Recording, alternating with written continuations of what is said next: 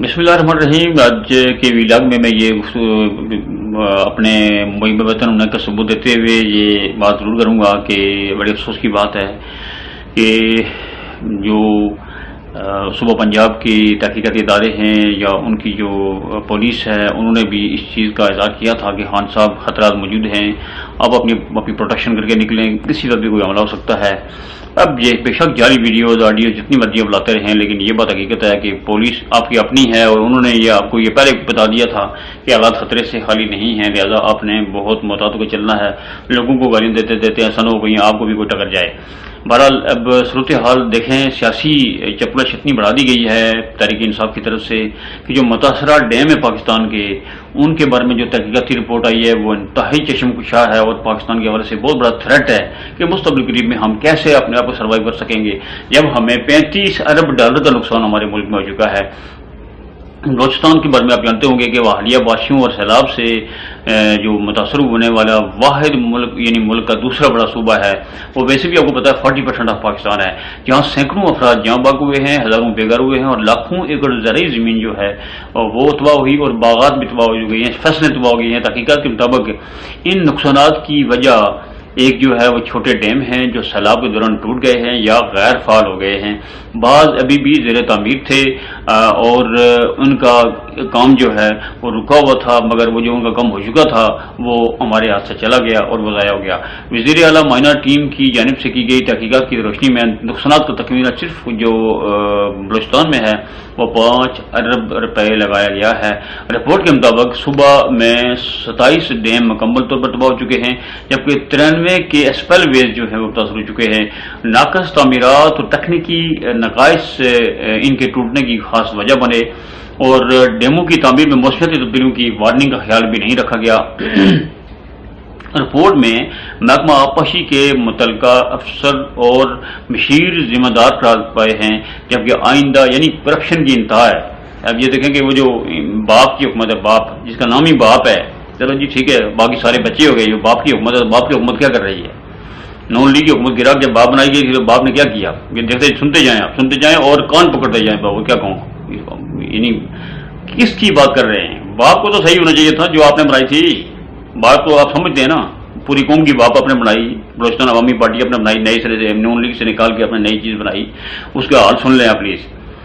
ملک کا قبالہ کر رہے ہیں بھائی آپ، وقتی مزے کے لیے ملک کا قبالہ کرتے ہیں اور متعلقہ افسران اور مشیران جو ہیں وہ اس کے ذمہ دار پائے گئے ہیں، جبکہ آئندہ ان کی تعمیر اور مرمت ملکی سطح کے بڑے اداروں سے کرانے کی تجویز دی گئی ہے۔ یہ حالت ہے، بڑے ادارے تعمیر کریں گے۔ بڑے ادارے کون سے ہیں آپ کو بہتر پتہ ہے۔ واضح ہے کہ بلوچستان میں زراعت کا درآمدار چھوٹے اور درمیانے ڈیموں پر ہے اور فوڈ سیکورٹی کے لیے صوبے میں آبپاشی کے نظام کی جلد از جلد بحالی ناگزیر ہے، ورنہ خوراک کی قلت پیدا ہو سکتی ہے۔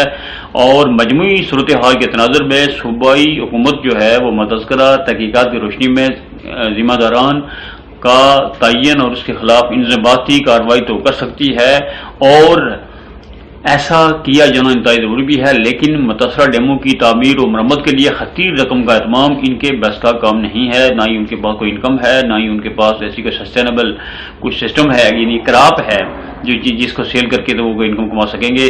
وفاقی حکومت کو وزیر اعظم شہباز شریف کی سربراہی میں ساری صورتحال کا ادراک ہے، جنہوں نے خود متاثرہ علاقوں کے دورے بھی کیے ہیں اور حالیہ دنوں میں زرعی شعبے کی بحالی کے لیے 1800 ارب روپے کے کسان پیکیج کا تاریخی اعلان کیا ہے۔